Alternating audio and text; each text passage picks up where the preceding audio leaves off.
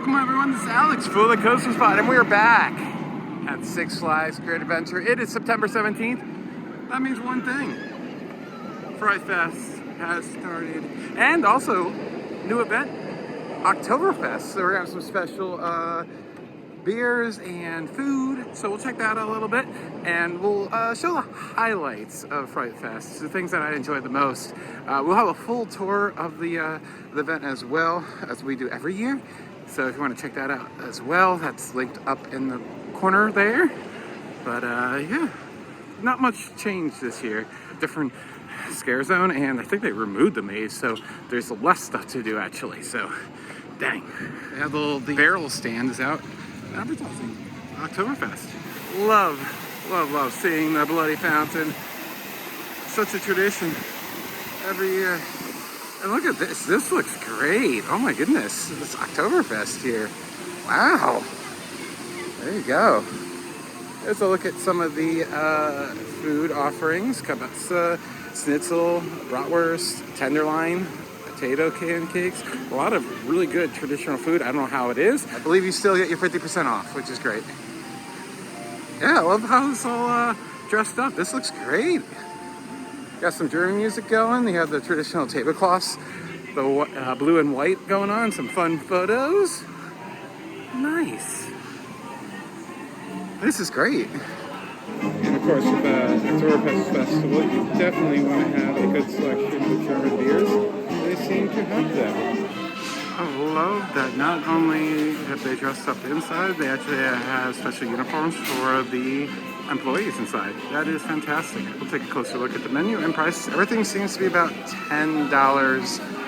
Limited edition beer stein is $16. Beer and pretzel combo is going to be $17. And beers are $13. So you can see they're grilling everything right out front, and most items are going to be found inside of the central brew house. Love this. I would love to see this expanded. So far, I love everything I see, but it is just everything I just showed you. That's it. So very small, but man, if they expanded this to, you know, it was so cool if they had like huge beer tents in the catering area where you could like, you know, get the giant beers at a reasonable price. Man, that would be so awesome. Empanada Guy has had a food truck occasionally in the park, but now there's a full-blown stand right here in the bar walk. Get some empanadas. No meal plans for this one, just a churro. But membership discounts should apply, I believe.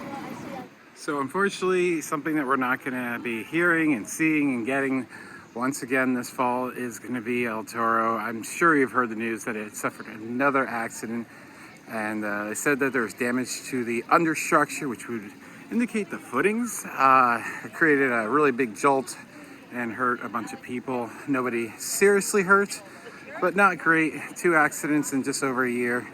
I have a lot of thoughts about this and a lot of explanations and all that stuff to talk about. El Toro, I just haven't had time to make a video. Hoping to get that out in the next week or two, but no promises. Talk about 2 Intamins, really. I'm sure you know the other one because, you know, Kingda Ka is now the world's only Stratocaster, officially, for the time being at least. And yeah, that's another blow. And not to get October rides again and November rides. So hopefully we'll be back and good to go next spring again, with repairs done to it. And just a quick update about El Toro. A few days after recording this video, as I'm editing it, there was an update from the New Jersey inspectors who looked at the ride, and they found out that there were multiple damaged support columns, which would be in line with what happened and why people were hurt. And we'll have a full video about all this, as I said. And this is just inexcusable. It just seems to be just down to terrible maintenance, and that's just not acceptable in this industry whatsoever. So very disappointing, and they need to get their act together. And comment down below, but why the heck is the pond so red? Did they dye it? Which would be really weird because, you know, this does lead into the other lakes. If you didn't know, I love to call this blacked out, is this area right here is technically a dam because the water drops down to that area right there and flows into the other lakes behind us. The Great Lake included. But really weird. As you can see, different water level, and yeah, this is also very red looking. This is technically the new scare zone this year. Exile Cavern, Death Valley, California. Looks like they just renamed it. Maybe we got new scare actor uniforms, but it looks pretty similar to what was here last year, unfortunately. Which isn't very good as it was. Log Flume has not been winterized yet. Looks like it's having a bunch of technical difficulties today, but it is not done for the year yet, it doesn't seem. This does close later and later in the year these days, going up until October typically. I think it was open until closing day last year, actually. Well, like Fright Fest closing day. What is finished now is the giraffe encounter, so if you want to go through the safari, you will have to use your own car. And with that pathway closed, the only way to get to Medusa will be through Frontier Adventures, so it's going to be quite a long walk back here for a dead end, but totally worth it.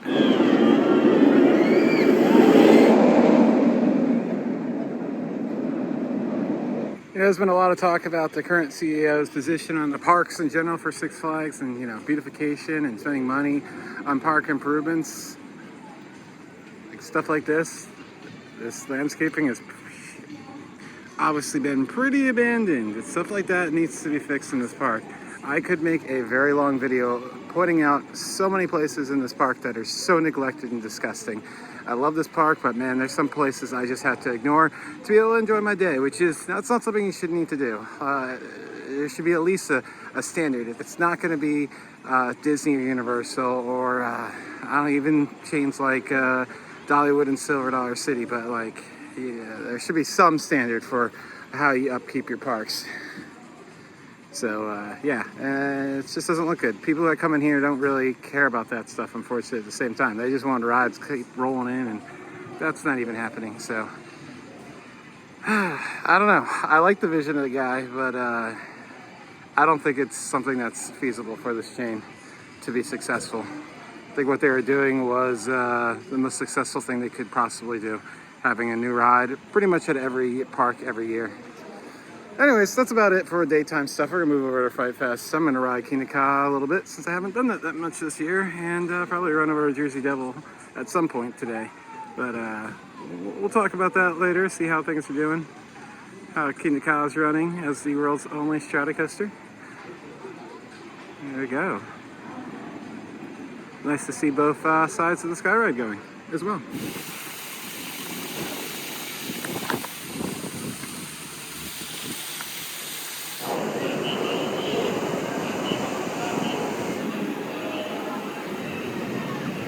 I took a quick ride on Skull Mountain just to see if they took advantage of that lighting and music package that they installed for Summer Vibes Festival. Unfortunately, they did not. That's a shame. It was a lot of fun and really could have used it to creep people out and have a good time inside of there instead of being completely dark. But I will say though, fortunately, they have replaced one of the blackout curtains that has been gone for like a year or two now. So it's the darkest it's been in there for quite some time. So at least there's that.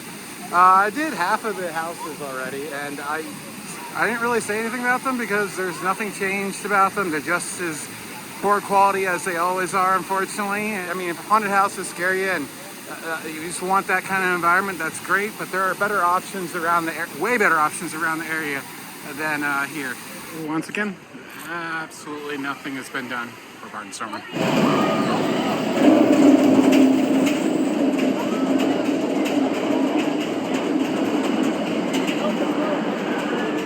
It's about time for Fright Fest to really kick off.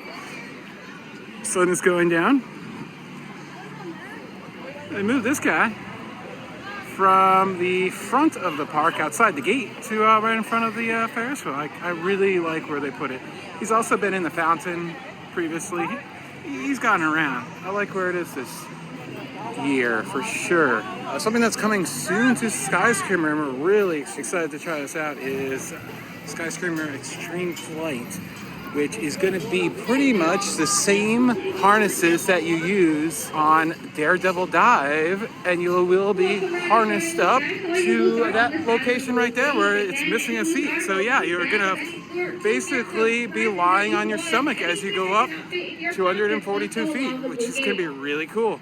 No date on when this is going to be starting, but I think it's going to be pretty soon, it seems. It will be upcharged. Not sure how much it is. Hopefully it's like no more than $10. I think that's what it should be. So we'll see. We'll definitely try it out. Probably on the next vlog, whenever that is. I have absolutely no idea when I'm going to be back. Got a really busy October, and up until that time, I have really nothing planned because I'm getting married next month. So theme parks are just not going to be possible until after that.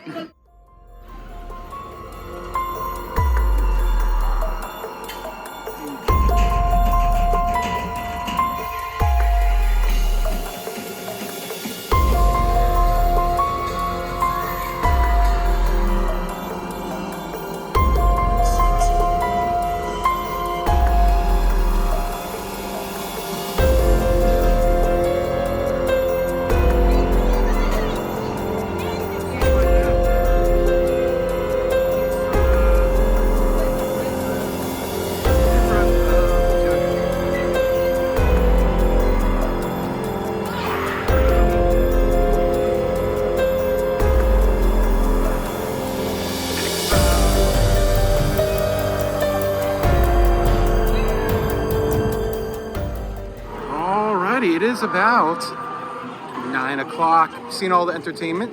Unleashed is really good this year. Mostly the same, but they cut the trampoline act, which I am so happy about. Trampoline act is really good, the wall trampoline thing. But at this point, I feel like it's overdone. And that balancing beam trampoline thing was like really impressive. Like to be able to land on a beam that narrow is, I mean, wow. Dang. Dead Man's Party, always good times. I think identical set list as last year. And Blood Drums was identical. So, I mean, all three shows are really, really good, I think, in my opinion. And we're seeing if you like the entertainment, which I think is the best thing of Fright Fest, of course. So, just I got 2 more houses to finish up really quickly. And I don't know why I'm doing them because they're terrible, but why not? So that is going to be our night and day at Fright Fest. Great adventure. I love the atmosphere of the event. I love the shows. The mazes aren't so great. If they weren't free, I would not be doing them. But, you know, I always love it. And the new Oktoberfest little food festival thing is great. And I'd love to see them expand on it, add some entertainment to that. And but I think it's a good start. I really do. I really enjoyed it. And we have a full tour of what's going on with Fright Fest as well if you want to check that out.